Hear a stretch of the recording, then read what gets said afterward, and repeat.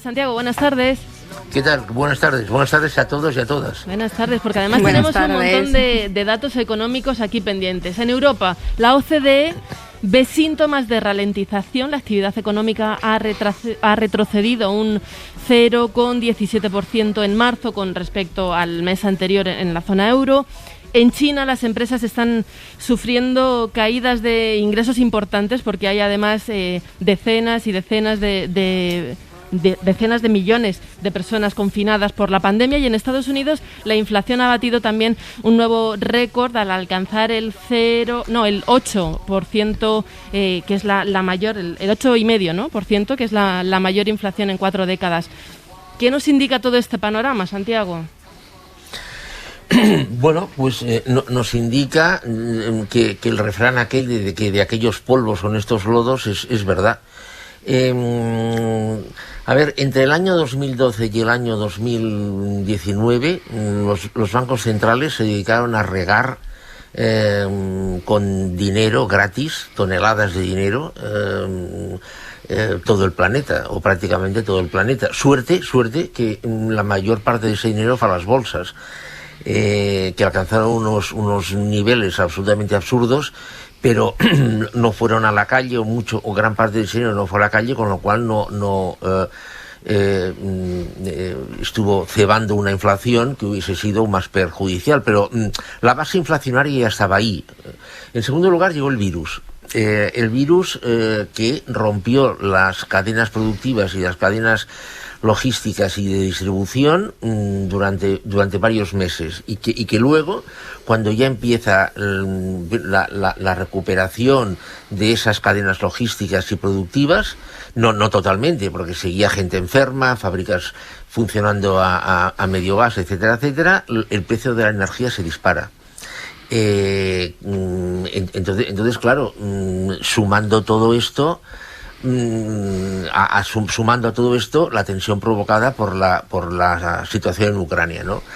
Entonces, claro, ¿con qué nos encontramos? Nos encontramos con una producción, una oferta de todo, desde aluminio a lechugas prácticamente, que es inferior a la demanda. Por eso los precios suben. Y la demanda no es que sea tampoco escalofriantemente alta, pero hoy precisamente estaba leyendo de que en algunos supermercados, a pesar de que se ha acabado la huelga y que se ha acabado todo de transportes, aún faltan productos. Y a unos precios, evidentemente, pues bueno, disparados, ¿no? Entonces esto es un mal asunto, esto frena el crecimiento. Y aquí en España la inflación en marzo, que ha subido un 9,8%, que es la cifra más alta desde 1985, además de que se hayan incrementado los precios de la energía, etcétera, también están subiendo, por lo que tú dices, la cesta de la compra, el arroz, la leche, la pasta, ¿no? Un 10% más. Esta subida de precios va a implicar un acelerón de la pobreza. Sí, esto es muy importante, porque la inflación tiene dos aspectos.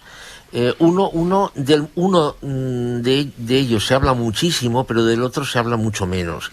A ver, si sube el precio de algo, evidentemente tienes que pagar más para obtener la misma cantidad de ese algo. Eso es evidente. Pero a la vez, y de eso se habla mucho menos, en el bolsillo te queda menos dinero para hacer otras cosas. Claro.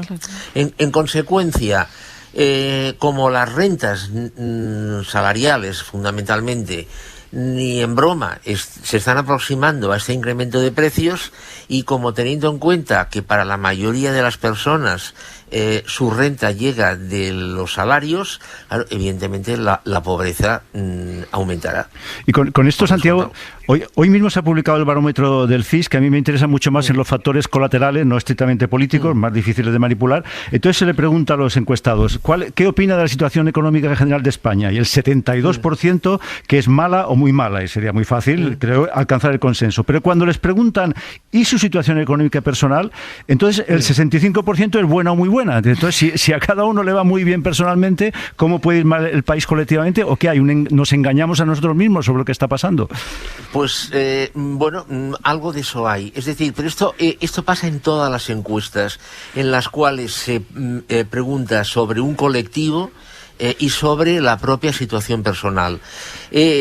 Parece ser que es humano que una persona encajada en un conjunto ve las cosas de una forma mala, muy mala, pero luego su situación particular en comparación de ese conjunto la ve menos mala. Parece ser que esto es algo que es psicológico, algo que es y que es ilógico por otra parte, pero es psicológico. No me extraña en absoluto. Podríamos discutir Santiago. Los porcentajes, pero no el sentido de la encuesta. Pasa siempre. Sucede. Yo tenía una pregunta. Sí, a Zara. Vale, que el otro día salió Paul Krugman, él escribe una columna en el New York Times, es premio Nobel de Economía, y salió diciendo que 2/3 de la inflación en Estados Unidos se deben a la crisis energética, y venía a decir algo así como que hay muy poco margen de maniobra, en este caso para Biden, ¿no?, para gestionar pues esta inflación o bajarla. Y creo que tendemos siempre a culpar al gobierno de fulano o al gobierno de Mengano, pero ¿hasta qué punto, Santiago, crees tú que existe margen de maniobra, o que realmente pues en la capacidad de un gobierno está bajar la inflación muchísimo en un contexto de crisis global, sobre todo energética? Es lo que estaba diciendo al principio, o sea, que esta inflación es una inflación de oferta, es una inflación estructural, es una inflación producida por factores que no dependen de las personas, quiero decir, de las personas de la calle, del hombre de la calle. Del ciudadano de a pie. Es una inflación que depende de una falta de producción o de una energía. Yo no he calculado esto. Si el profesor Krugman esto lo ha calculado, pues supongo que está bien calculado.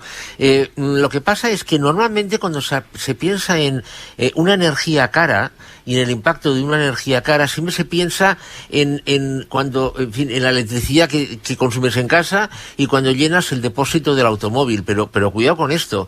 Cuando compras un paquete de champiñones un blister de champiñones en el supermercado, ahí también hay energía. Es decir, la energía de tratar los champiñones, de producir el blister, de empaquetar en el blister los champiñones, etcétera, etcétera. Es decir, el coste de la energía nos viene de forma directa a través de las facturas que pagamos y de forma indirecta a través de los productos que consumimos, porque interviene la energía en su fabricación. Y la verdad, ahí el gobierno no puede hacer absolutamente nada. Bueno, cuidado, no puedo hacer nada un gobierno en un sistema capitalista. Si resulta que pasamos a un sistema de economía planificada y totalmente regulada, esa es otra historia. Pero yo creo que nadie se plantea eso. O sea que totalmente de acuerdo. Un gobierno no puede intervenir en nada para esto. Hoy mismo tenemos una inflación del 10%, es decir, que mensualmente perdemos casi €1 de cada 100 que tenemos. Un ahorrador de 10.000 euros, que es incluso modesto para España, pierde 100 euros mensuales a cambio de nada, que se van por el desagüe. Tú hablabas, Santiago, de las ayudas masivas, primero con la crisis económica y luego con la pandemia. Entonces yo te pregunto, ¿estas ayudas que han devaluado el dinero han compensado? ¿Valían la pena? ¿Se tenían que hacer con el efecto que han tenido? A ver, es que aquellas... claro, es que a toro pasado, plantearse las cosas a toro pasado... A ver, es que si aquellas ayudas no se hubieran hecho, hubiese sido un cataclismo. O sea, hubieran habido quiebras masivas, hubieran habido cierres en cadena. En Estados Unidos, por ejemplo, no se hicieron ERTEs, no se hizo una figura parecida al ERTE. Entonces, los despidos se dispararon. ¿Qué es lo que hizo el gobierno? Bueno, el gobierno lo que hizo fue incrementar los subsidios de desempleo y ahora, bueno, pues se está volviendo a contratar de nuevo a la gente. Yo sinceramente, yo creo que aquellas ayudas tenían que darse. Lo que tal vez hubiese tenido que analizarse a quién se daban aquellas ayudas, porque si recordáis, en un principio se habló, lo que pasa es que se habló solo una semana del tema, porque es un tema feo.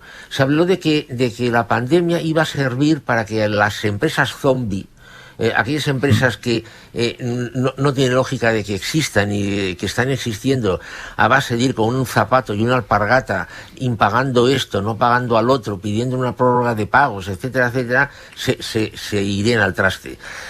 Esto de momento no ha pasado. La PIMEC, la Asociación Catalana de la Pequeña y Mediana Empresa, ha hecho una estimación de que hasta el 40% de las empresas pueden impagar los créditos ICO.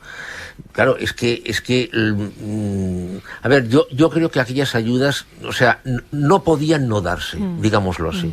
Santiago, estamos hablando mucho de inflación, pero tú dices, no hablamos tanto de reduflación, que es un fenómeno que también se está produciendo. ¿Qué es reduflación? Bueno, la reduflación es un fenómeno que ahora se habla de él, pero no es nuevo. Hay literatura sobre el tema. Esto consiste, por ejemplo, en un paquete de pasta de sopa de 1 kilo. Bueno, pues le sacamos 50 gramos o 75 gramos y no le subimos el precio o se lo subimos menos de lo que en realidad se le tenía que subir. La persona que compra aquel paquete de pasta de sopa pues dice, vaya, no ha subido de precio. Luego después pero compra menos se cantidad, dará cuenta digamos. de que falta... Claro. ¿Cómo? Que no sube de precio, pero compra menos cantidad por el mismo precio. Exactamente. Luego, posteriormente, se dará cuenta de que faltan 75 gramos. Hombre, si faltaran 200, evidentemente se daría cuenta, pero tanto nos falta. ¿Y esto Entonces, es legal? La pregunta automática es, ¿esto es legal? Es legal, siempre y cuando en el paquete se ponga el peso. Lo que pasa es que ¿cuántas personas comprueban el peso de lo que compran? En un paquete de 1 kilo, pues bueno, sí, ya sabes que es 1 kilo, ya sabes que es 1 kilo. Pero, por ejemplo, hay una marca de yogures que se venden en España que ha reducido 5 gramos la cantidad de cada yogur. Bueno, a mí si me preguntan cuánto pesa un yogur, la verdad es que no lo sé. Claro. Y si me quitan 5 gramos, pues posiblemente no me entero, no, posiblemente no seguro. Ahora, claro, si tenemos en cuenta 1 millón de yogures, pues caramba, 5 gramos por 1 millón ya es una cantidad respetable.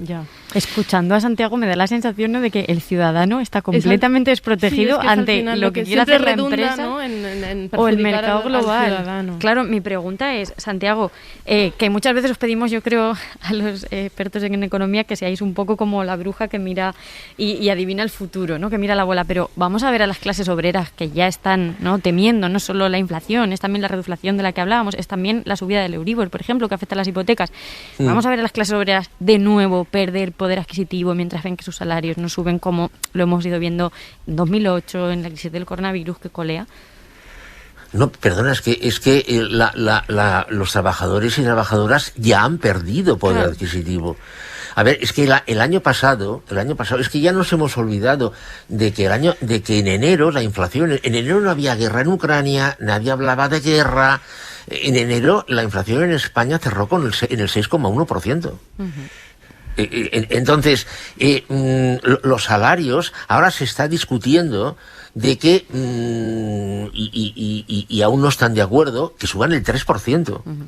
Entonces, claro, es que aunque mañana se volviera una norma, este es otro de los problemas que tiene la inflación. Aunque mañana, debido a un milagro o a un rayo cósmico que llegue a España, la inflación se colocara en el 1%, o sea, la pérdida de poder adquisitivo que se ha tenido ya no se recupera. O sea, ese es otro de los problemas que tiene la inflación.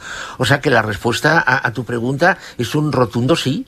O sea, se va a perder poder adquisitivo. La mayoría de las españolas y de los españoles que trabajan vamos a perder poder adquisitivo, por descontado que sí. Y la tragedia es que eso se suma al que ya hemos ido perdiéndonos desde 2008 paulatinamente y a lo largo de una serie de... Pues nada, Santiago, siempre te escuchamos, se me queda con la moral por los suelos. Ceniza total, perdón, hay que ver lo que hay. Nada, muchísimas gracias, Santiago, disfruta a pesar de esta situación de la Semana Santa. Muy bien, gracias, igualmente.